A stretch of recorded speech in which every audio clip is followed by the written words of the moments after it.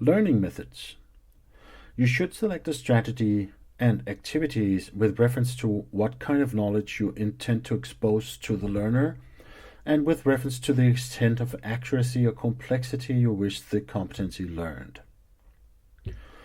With regards to information knowledge, if your learning objectives constitute information knowledge, you should always let the learner acquire the knowledge on his or her own, and to the greatest extent by supplying reading material or reference. It's a waste of time to include reading as a learning activity on course time, whether online or in the classroom.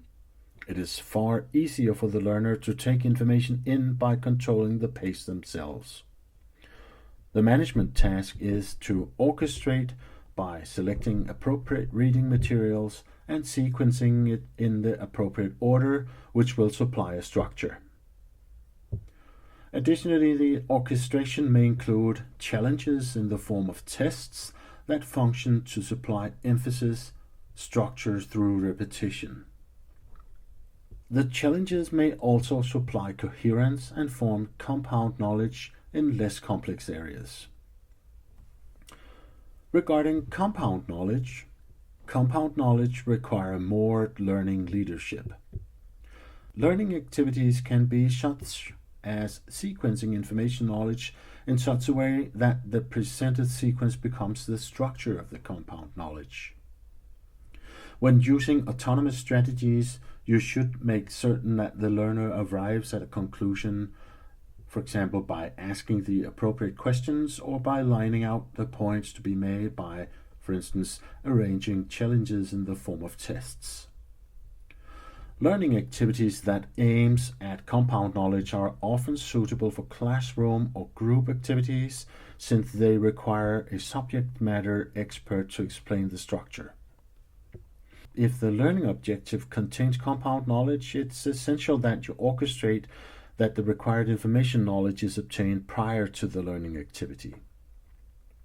Regarding action knowledge, learning action knowledge is a two-step process. First, you must learn each process step, and then you must make the learner repeat them to the extent needed to reach the required proficiency. It may be important that you monitor the repetition to some extent, since negative learning is often introduced if the learner inadvertently misunderstands some of the process steps. A word about presentations.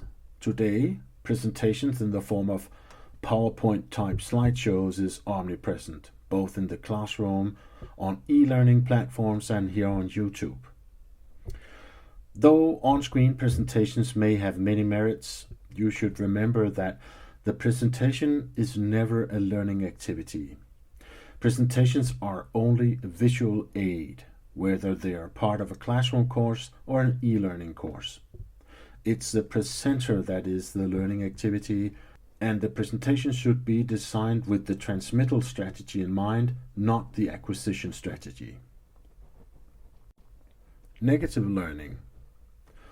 Normally, people are critical thinkers, meaning that they assess their surroundings and only gather experience after sorting new knowledge according to internal criteria.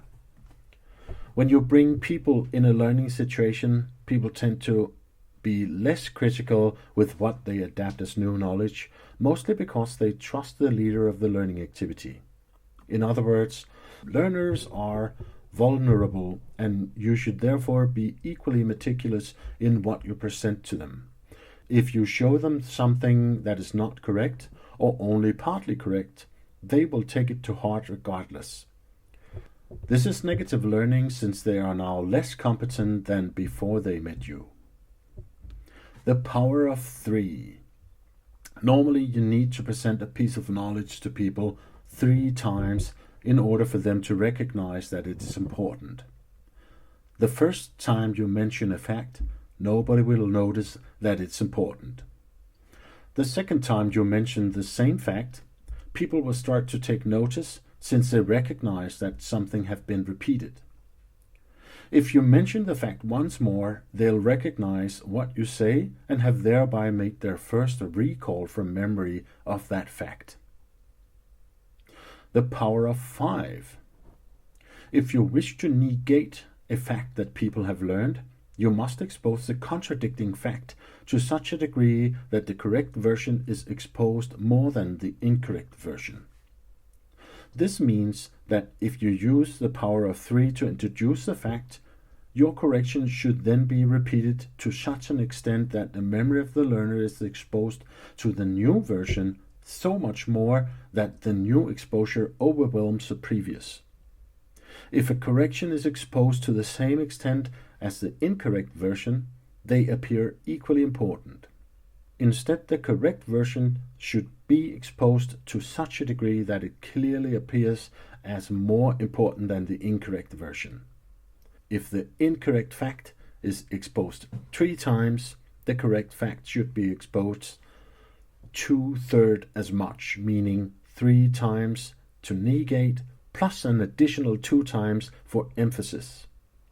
Negative learning is expensive.